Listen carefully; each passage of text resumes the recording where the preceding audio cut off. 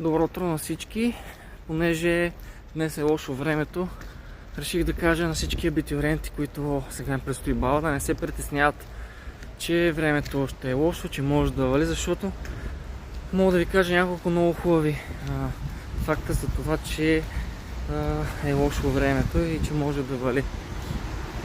Първо, няма да сте потни, няма да ви е жега, защото слънцето някой път е много неприятно и е супер жега и не е комфортно в костюми, в роклет и да сте потни.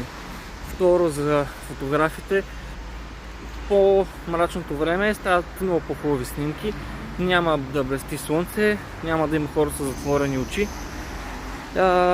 И друго, през всичките тези години, които снимам балове, никога един дъжд не е развалял абитуриентския бал на някой, така че не се притеснявайте, не трябва въобще да ви пречи времето, важното е да се забавлявате и да си изкарате готино на абитуриентския бал. Ако все още не сте намерили фотограф, може да ми пишете, все още имам свободни дати. Чао, чао!